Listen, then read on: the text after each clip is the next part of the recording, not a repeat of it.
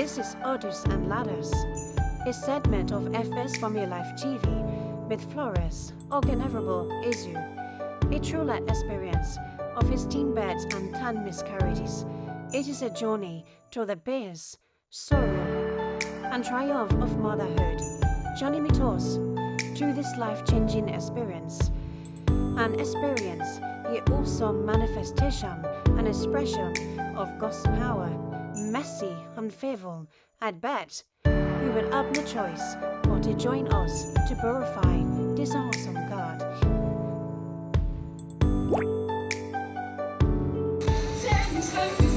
Hello fams, you're welcome to the fourth episode of your favorite TV series, Odus and Ladders.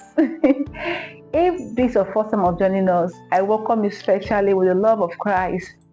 I bet you are in the right place.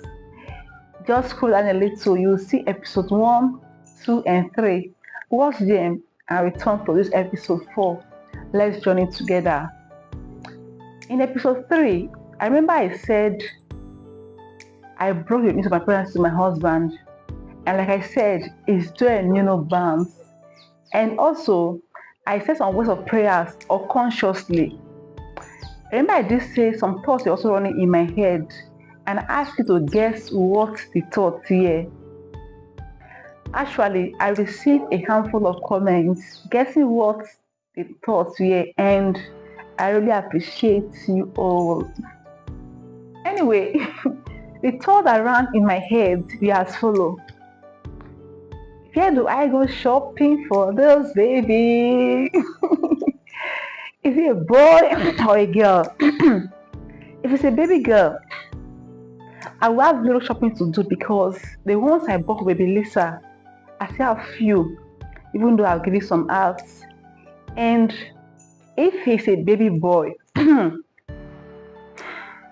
I'll buy the words for him. Crazy thought, right? What do you expect? I was super excited. Now you know if your guess was close. Alright. Back to the story. I know the call when I observed that my husband was still in jubilating mood and was not talking to me. At least let him enjoy the moment. Minutes later, he called back and asked him to leave whatsoever I was doing and sit like a queen I am and watch an interesting movie that you'll be home soon. I protested that I need to make dinner. Please don't, he pleaded. I'm buying your favorite meal, he added. I sat and thought of God's faithfulness. I caught some drop of tears rolling down my pairs of glowing cheeks. I couldn't remember when last I was that happy. And unconsciously, I started singing a song. Great is the faithfulness. Great is the faithfulness. Morning by morning, your mercies I see. Please pardon my voice. And about an hour later, my husband returned. We hugged like we had never hugged before. And the moment was extended to Flora. He lifted her up, kissed her on her forehead, and spun her around. Flora was lost with surprise. I knew she'd be wondering what had happened to her dad. You'll be welcoming a little brother or sister soon, my husband told Flora excitedly. When she recorded the message, she shouted and leaped for joy. That evening was a special one in my family. I felt like the queen that I am. Our home was filled with joy, and the moment was colored with love. I wish every other day was like that. The following day, we could still not contain the joy. We visited our doctor to share the good news with him, and my husband bought a bottle of wine to present to him before breaking the news to him. He rejoiced with us, after which he advised me to stay away from strenuous chores and rest very well. He also advised me to eat more fruits and vegetables and also engage in those activities that made me happy, but not sports, he added, smiling. I kept all his advice to the letter. My husband, though a very busy person, did eventually all the chores before leaving for work. He would also wake up very early to prepare the breakfast and lunch, and in the evening, he would return on time to prepare dinner. But for time in the evening, I would have prepared dinner before he returned, and each time I did that, he frowned at it. He stopped swearing his sprays and perfumes as the offensive smell made me uncomfortable. The second month was almost at the end. I felt better and stronger. The morning sickness had reduced and the tiredness was a thing of the past. Still in the last week of the second month, we had the normal evening prayers and I went to bed early. Dreaming is an essential part of my sleep. I dream a lot. There's barely a night I sleep without dreaming. That night, I dreamt of being chased by a very big dog that ended up biting me on my biggest left toe. Full of horror, I jerked up from the sleep, still tense and in shock. I pondered over the dream for some time and I prayed about it. As if he said, parents may dream a lot. I went back to bed and within a short while, I slept off again. During our morning devotion, I shared the dream with my husband. He said it was just a dream. Although we held hands and we prayed about it. Fans, I want you to pay attention to details. I then decided to come on air to share my family and personal experience. No, it's not my person. The Holy Spirit asked me to. He asked me to let the world hear my testimonies. He wants his people to know that he still controls the affairs of men. I've been to few altars of God to share my testimony because the Lord asked me to. I've been to the Redeemed Christian Church of God as a redemption camp to share my testimony. This is why I always say that I'm not just telling stories, but God is touching lives through my experience, my true life experience. Now back to the story.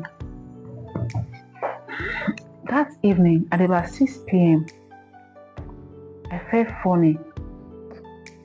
So I rushed in to use the restroom. Behold, it was blood-stained on my undies. A confusion, I washed up and redressed.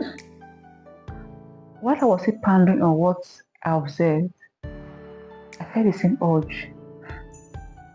This time around, the blood flowed intensively.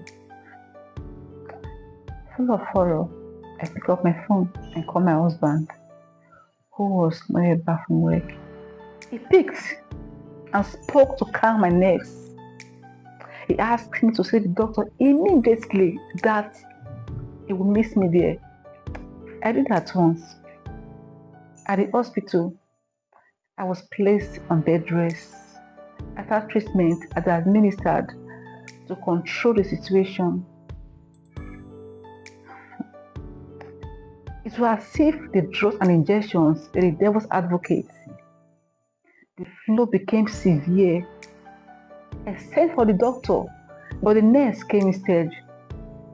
She assured me that the bleeding would stop.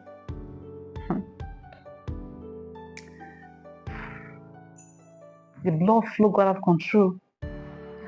My previous experience came haunting. The previous stillbirth.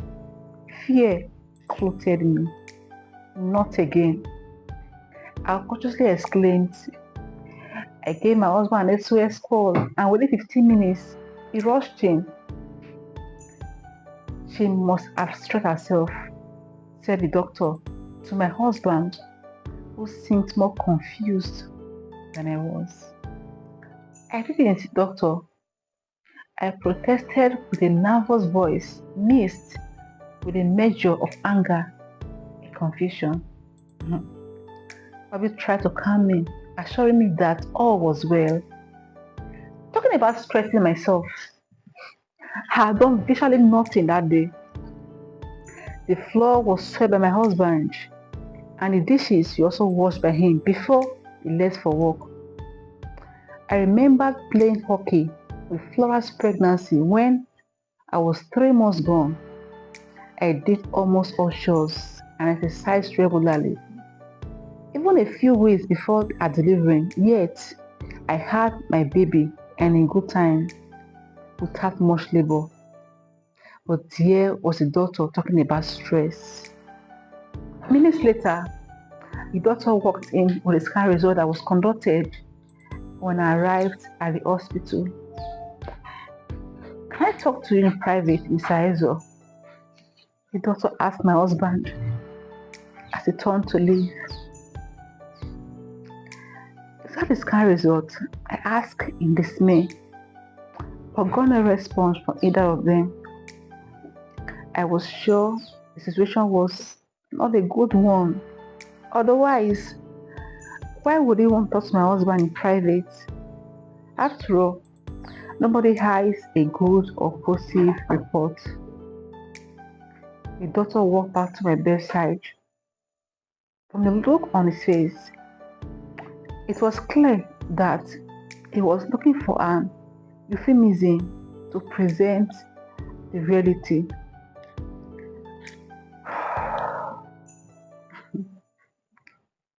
The baby is normal, I said, trying to help him. Yes, madam, he said, not knowing the next line to drop. I burst into tears at once. I refused to be consoled or comforted. The more I tried to think about the whole thing, the more confused I got. First, a stillbirth. Next, a 3 years delay. And then a miscarriage. What a word. A whole of pains and sorrow. I was barely 30, but there were my walls collapsing on my fragile and innocent shoulders. I thought the doctor said nothing was wrong with me and my husband. These and many other questions ran through my head before I fell asleep. When I woke up, I saw my husband and daughter sitting at my bedside. I hugged my daughter so tightly as if we had been separated for a decade. I took solace in the two people that matters most to me, my precious daughter and my one in all husband, as I sobbed softly. Farms. This is my story, but just the beginning. The beginning of pains, sorrow, and tears. There was my husband stroking my braided hair, filled with pains, telling me he is well. My daughter held my hands, looking at me speechlessly. I knew her silence spoke more than 1,000 words. Words of confusion. What did she know at 5? Poor little girl.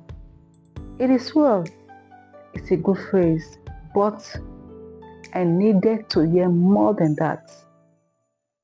Friends, if you are the one standing at my bedside, stroking my unbraided hair, or holding my hands to comfort me, in 2 or 3 words, what would you have said? Please drop your comments. Although it is a past event, it will mean a lot to someone out there going through similar ordeal. Such person may read your comments and draw strength from it. Remember to like, share, and comment. Remember, we are building a community that gives hope and strength to people, a community that touches lives. Don't forget that this is a journey of one stillbirth and 10 miscarriages. See you all in episode 5 of Photos and Ladders. God bless you. Thank you for watching Orders and Ladders. God bless you.